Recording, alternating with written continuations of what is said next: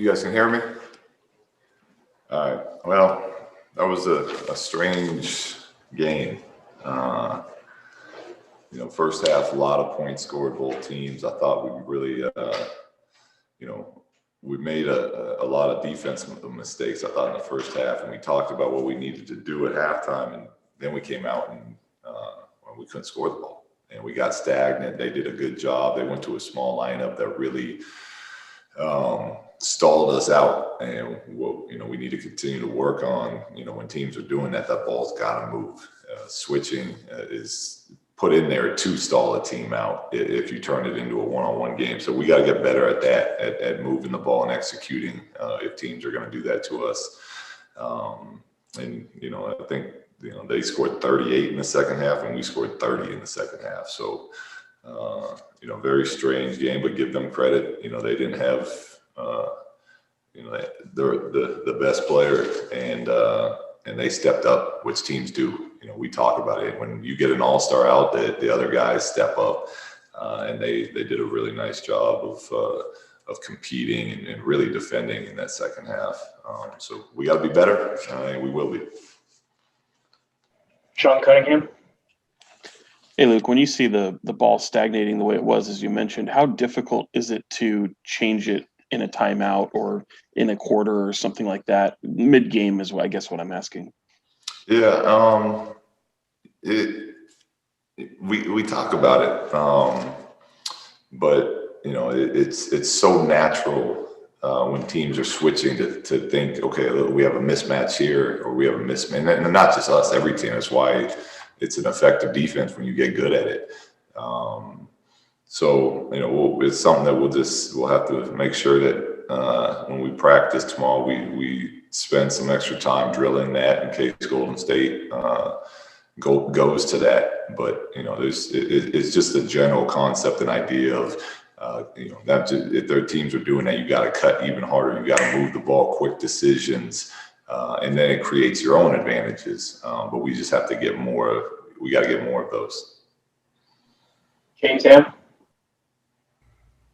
Hey, Luke, I know you're not a social media guy, but in the middle of this game, you had one of your players' parents calling for the team to trade him mid-game. And I'm just wondering, how do you keep that noise out of your locker room and out of sort of your field of view and with this team?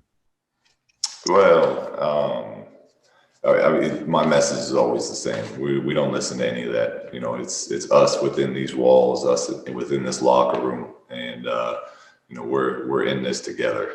So, like I always say, good or bad, whatever people are saying, we got to do everything we can not to let that affect what we're trying to get done here. Jason Jones. Hey, Luke.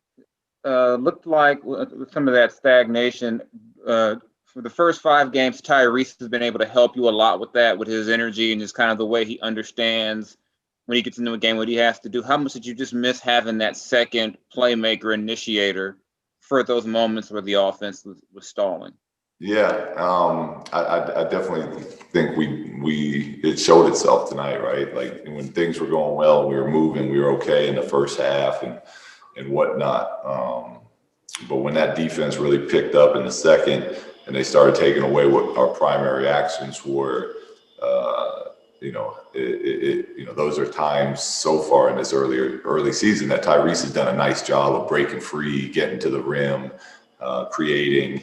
Not having that definitely played a part of it tonight, but we can't use that as an excuse. Like we got to step up and still get that same type of job done, no matter who's out there on the court. Matt George. Luke, Fox continued to get downhill and get to the basket in that second half, but it looked like 3 or 4 Rockets were crashing on every possession and the outside shot wasn't falling. When that 3-point shot is not there, what can the team do to help Fox out and give him more space to work? Well, I agree, Matt. I thought he did a really nice job of staying in attack mode tonight. Part of that, he got to the free throw line 10 times, which we love. We only had 11 assists tonight as a team, which is awful. It's not who we are as a group. and some of that came from missing shots when we had our open looks, but some of that came from not continuing to make that extra pass as well. And we just we have to continue to look to attack and make plays for others. And there's gonna be nights for sure where your shot's not going. That doesn't mean you're gonna change up what you're trying to do. Right, all year long we've been talking about trying to attack the paint first, get to the foul line. If defenses collapse, now we're kicking out for threes. So we just, we got to continue to get better at recognizing what the best option is on each possession. Sean Cunningham, a follow-up. Yeah, Luke, just with considering the way that second half went, was there any silver lining in the way you guys competed? I mean, I personally thought it was going to be a bigger deficit than the one you were facing so late in that fourth. No, listen, that's one of the things I've been praising our group about all season is, we didn't lose tonight because we didn't compete hard. Like, those guys are out there playing their tails off. We just, we got stuck in a rut. We couldn't, the shots, when we did get open looks, they weren't going in. When we were trying to execute plays, they were jumping and getting aggressive with us and taking away the first options. They did all that switching with the small group, and we weren't able to create any 2-on-1 situations to create for others. So they did, Houston did a lot of good things, and we were having a bad second half. But I didn't question our compete level at all. I thought it was very high. Again, I don't think our guys, came and laid down at all. All right, we have time for just a few more. Jason Anderson.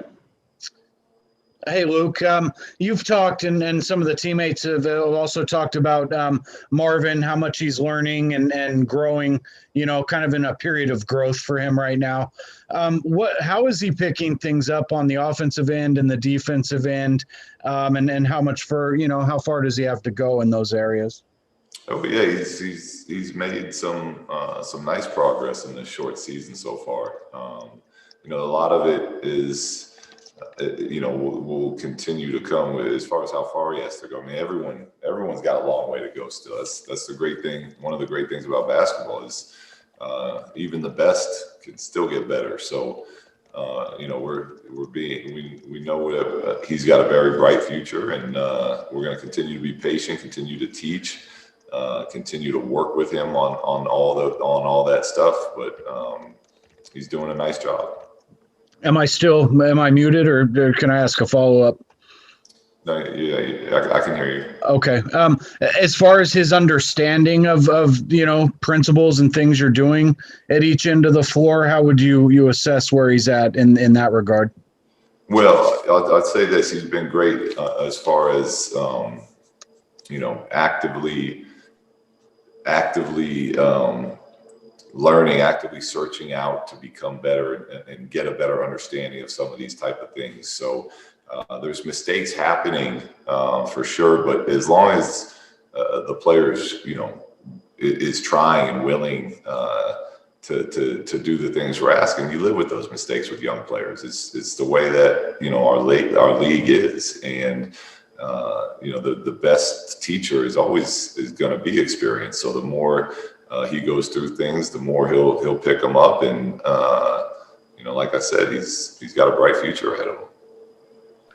All right, the last two questions, please. Jason Jones. Hey, Luke, 6 games in, you're 3-3, and I think if there are a lot of people on the outside would say that's a good start for a team in your situation. Just when you talk about outside noise and keeping it out, what do you do to kind of keep the focus within the group and say, you know what? Yeah, we had a couple of tough games in Houston, but this is still you're still 3-3, and this is not like last season when you started off 0-5 and weren't really competitive. Yeah, I mean, the guys should feel they should feel bad about the loss, just like I do. Losing is painful. It should, be motivational to come out and play even harder the next night. But they should also feel very good about the way they're playing as a group, as a whole. This West, I mean, it's 6 games. I know Harden didn't play tonight, but that's still obviously a good team. And we played Houston twice, Denver twice, and Phoenix. We're the only team who's beat them, who's playing at a very high level. and we're 3-3 in that. Our guys should feel very good about the work that they've done so far and where we're at as a group.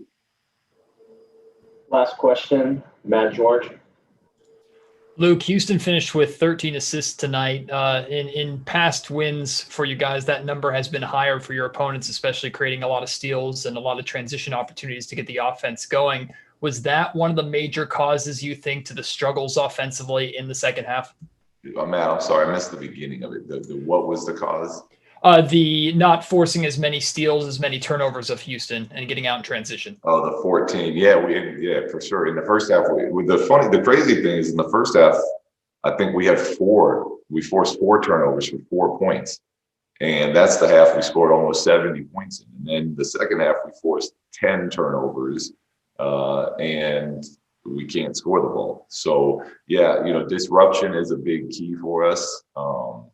It's something we're constantly talking about, the deflections. We did a nice job again on the offensive rebounds. We have 14 offensive rebounds. Like those are the things that have been helping us stay in games and have chances to win games.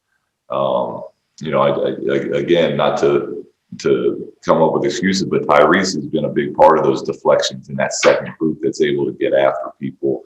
So we missed some of his length and anticipation out there with the deflections and stuff. But I thought we gave a good effort. We just, we had a really poor half of basketball.